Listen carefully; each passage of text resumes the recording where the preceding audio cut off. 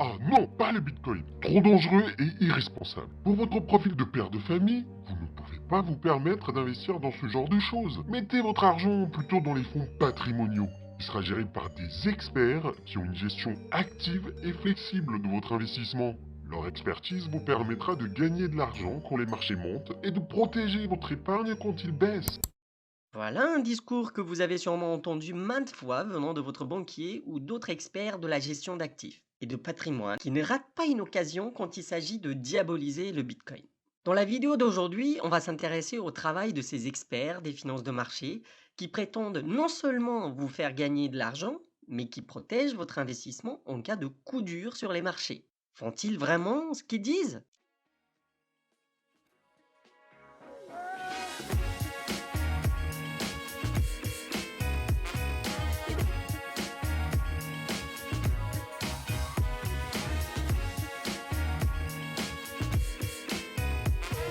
Allons droit au but. Je ne suis pas là pour vous vanter les mérites du Bitcoin en tant que technologie, mais simplement pour essayer de comprendre les affirmations et les accusations émises par les experts de la finance de marché vis-à-vis du Bitcoin. Trop souvent, ils vous disent que c'est une trop mauvaise idée d'investissement et que le seul moyen de faire fructifier votre patrimoine serait d'acheter leurs produits patrimoniaux.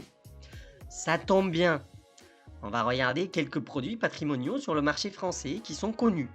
Carmignac Patrimoine, Mgest Patrimoine, UFF Gestion Flexible 070 et Amundi Patrimoine. Ces fonds vous promettent une gestion prudente, mais surtout flexible, c'est-à-dire qui s'adapte aux conditions des marchés. Après tout, les experts savent ce qu'ils font, non? Faisons court et simple. Regardons les performances de ces fonds sur les dernières années. Comparons-les à la performance des marchés actions. Pour ça, on va les comparer à l'indice CAC 40 et le S&P 500, les indices actions vedettes respectivement en France et aux États-Unis. L'idée est de savoir si ces experts apportent une valeur ajoutée à votre patrimoine par rapport au marché. On comparera en même temps la performance de deux portefeuilles. Le premier contenant 1% de Bitcoin, 49,5% de CAC 40 et 49,5% de S&P 500. Le deuxième contenant 5% de Bitcoin, 47,5% de CAC 40 et 47,5% de S&P 500. Ces portefeuilles-là, on va les appeler portefeuilles mixtes. Ah oui, pour faire plus simple, on va comparer toutes les performances en euros bien sûr. Et pour avoir un fournisseur de données sérieux, j'ai pris les données de Bloomberg. On va d'abord regarder les performances année par année depuis 2013, puis on regardera les performances cumulées sur plusieurs années. Regardons sans tarder les performances annuelles en 2013.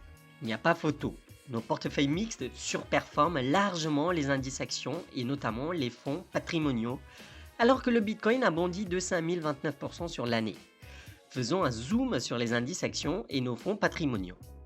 On remarque plusieurs choses. Quand les marchés actions tombent, comme ici, dans ce rectangle rouge, les fonds dévissent allègrement. Par contre, quand les marchés se reprennent vivement, les fonds font du surplace. Aucune valeur ajoutée des experts. Autant acheter les marchés au lieu de payer des frais d'entrée énormes pour accéder à soi-disant ces expertises. Et je ne vous parle même pas des frais de gestion que vous payez à ces experts chaque année. Oui, chaque année. Tout ça pour ça. Regardons rapidement l'année 2014. Malgré une année noire pour le Bitcoin avec un moins 53%, acheter le marché action avec un peu de Bitcoin dans le même portefeuille aurait donné une performance nettement supérieure à celle des fonds patrimoniaux. Bon, reconnaissons-le, cette année-là, les performances restent quand même positives pour les fonds patrimoniaux, entre 5 et 9%. En 2015, les marchés actions ont terminé l'année à plus de 10%, alors que certains fonds ont délivré des performances négatives. Et les autres fonds patrimoniaux ont fini proche de l'équilibre. Nos portefeuilles mixtes surperforment les marchés. En 2016, c'est encore la cata pour nos soi-disant fonds patrimoniaux qui affichent des performances entre moins 2 et moins 10%. Cette piètre performance alors que les marchés actions ont fini l'année dans le positif avec un S&P qui affiche même une performance de près de 15%. A noter tout de même Carmignac Patrimoine qui a fait mieux que le CAC 40 mais qui reste largement en dessous de nos portefeuilles mixtes. En 2017, nos portefeuilles mixtes affichent des performances exceptionnelles de 19% pour le portefeuille contenant 1% de Bitcoin, de 67% pour le portefeuille qui contient 5% de Bitcoin. Faisons un zoom pour voir ce qui se passe en bas. Comme d'habitude, les fonds patrimoniaux délivrent moins que les marchés. Mais bon, les experts peuvent se targuer d'avoir délivré une performance positive. Ouf! En 2018, c'est une nouvelle année noire pour le Bitcoin qui a lâché près de 72%. Pourtant, nos portefeuilles mixtes ne font pas pire que les fonds de nos experts et s'offrent même le luxe de terminer au-dessus de la performance de Carmignac Patrimoine. En 2019, pas besoin de faire un dessin. Les marchés ainsi que les portefeuilles mixtes surperforment largement les fonds patrimoniaux. Oui, vous avez bien vu, quand les marchés progressent de près de 30%, les experts vous offrent un petit 10%. Et encore, regardons maintenant les performances cumulées. En général, les soi-disant experts disent la chose suivante. Regardez la part de nos fonds sur toute la période de détention recommandée qui varie entre 3 et 5 ans. Commençons par voir ce que ça aurait donné si vous aviez investi dans ces fonds patrimoniaux depuis 2013. Si vous aviez simplement investi dans le S&P 500 sans rien faire d'autre, vous auriez doublé votre capital car la performance cumulée est de 108% pour le S&P 500. Si l'investissement se faisait uniquement dans le CAC 40, ça vous aurait rapporté près de 6% depuis 2013. UFF Gestion Flexible 0,70 vous aurait fait perdre 19%. Amundi Patrimoine vous aurait fait perdre 3%. Sympa les performances sur 7 ans. Mgest et Carmignac vous auraient rapporté moins de 10% sur ces 7 dernières années. Regardons maintenant la performance de nos portefeuilles mixtes.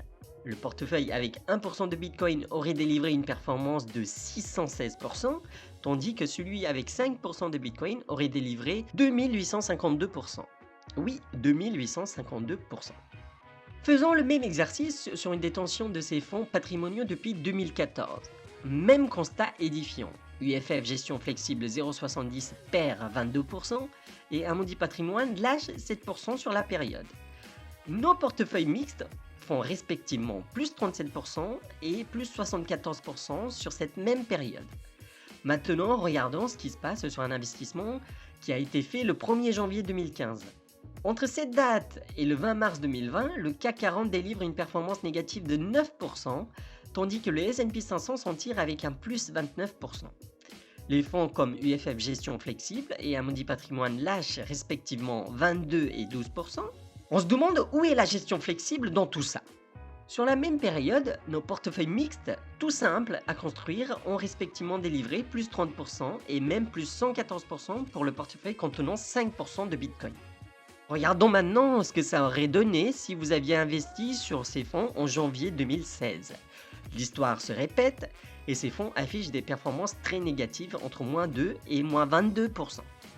Nos portefeuilles mixtes s'en sortent bien avec une performance de plus 13% et plus 67%. Si on refait l'exercice depuis 2017, le même constat.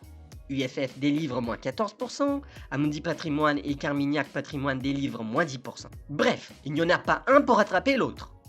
Notons toutefois qu'ils font un peu mieux que le CAC 40, mais bien pire que nos portefeuilles mixtes qui délivrent une performance négative de moins 3% pour celui qui contient 1% de Bitcoin, et une performance positive de plus 18% pour le portefeuille qui contient 5% de Bitcoin, 47,5% du S&P 500 et 47,5% de CAC 40. Et tout ça malgré le crash qu'a connu le Bitcoin en 2018. Voilà, maintenant vous savez que les experts de la soi-disant gestion active, flexible et patrimoniale, c'est du bullshit.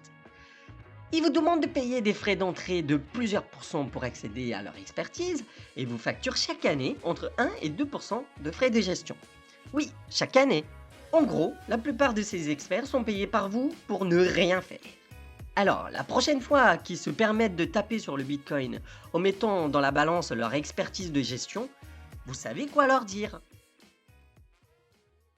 Merci d'avoir regardé cette vidéo, j'espère que ce format vous plaît. Si c'est le cas, n'hésitez pas à lâcher un pouce bleu ou à vous abonner et cliquer sur la petite cloche pour être informé des prochaines vidéos. Vous pouvez aussi partager la vidéo ou laisser un commentaire pour me dire les thèmes que vous voudriez que j'aborde dans les prochaines vidéos. A bientôt les raccoons et n'oubliez pas, riskless, stay alive.